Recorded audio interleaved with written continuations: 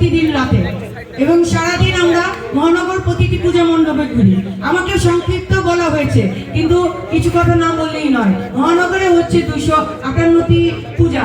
সেই 58টি পূজা আমি চেষ্টা করছি প্রতিদিনই প্রতিটি পূজা মণ্ডপে যে পরিদর্শন করে তাদের অসুবিধা, তাদের সমস্ত কিছু জানার।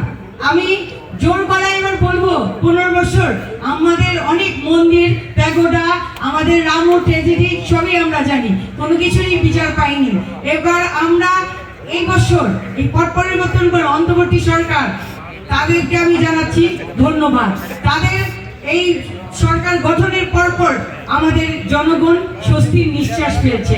নিরাপত্তায় আমাদের কোনো কমতি নেই, আমরা নিরাপত্তা পাচ্ছি। আমরা নির্দ্বিধায় নির্বিঘ্নে আমরা রাত্রেও পথ চলতে পারছি, যেখানে দিনের বেলায় পথ চলা ছিল আমাদের ভয়। যেখানে আমরা বাড়ি ফিরবো কিনা আমাদের সন্তানরা প্রতীক্ষায় থাকতো, হয়তোবা সাগরুনি, আমাদের এখানে সাংবাদিক ভাই আছে, সাগরুনির মতো বেডরুমে খুন হবে কিনা, এই ভয় থেকে আজকে আমরা একটি দীর্ঘ নিঃশ্বাস ফেলে শান্তিতে আজকে আমরা সাড়ম্বরে সারা বাংলাদেশে পূজা উদযাপন করছি। আমাদের পূজা, এবারের পূজা হবে শান্তির পূজা। এবারের পূজা হবে আমাদের একটি নতুন বাংলাদেশ, যে পট পরিবর্তনের পর সৃষ্টি হয়েছে, সেই নতুন বাংলাদেশে নতুন ভোরের আলো নিয়ে ভরে দিবে মানুষের জীবন। যেখানে ছিল মানুষ, একটি বাংলাদেশ যেখানে ছিল কারারুদ্ধ, যেখানে ছিল গণতন্ত্র বন্দী, সেগুলো আমরা আজ ফিরে পেয়েছি। আমি ধন্যবাদ আবারও জানাচ্ছি আমার শ্রদ্ধেয় স্বরাষ্ট্র উপদেষ্টা মহোদয়কে।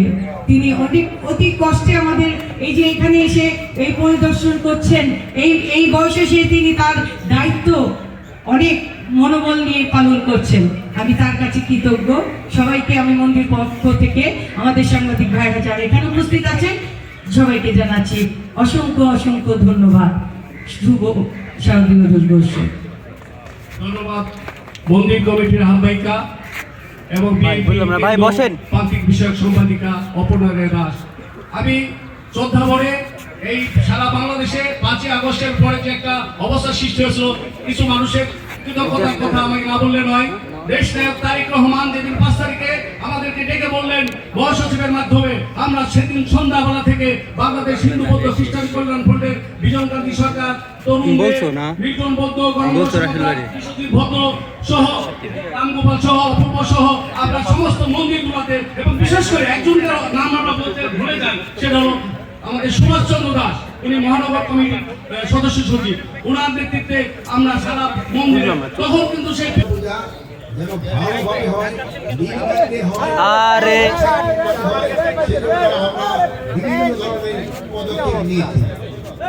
স্বরাষ্ট্র মন্ত্রণালয়ের তরফ থেকে 8 দফা নির্দেশনা প্রতিটা পূজা মণ্ডপে আমরা পাঠিয়েছি, এবং আমাদের অ্যাডমিনিস্ট্রেশনে যারা যারা আছে, ডিভিশনাল কমিশনার, ডিআইজি, তারপর আপনার এসপি, ডিসি, ইউএনও, ওসি, সবাই কাছে আমরা ইনস্ট্রাকশন পাঠিয়ে দিয়েছি।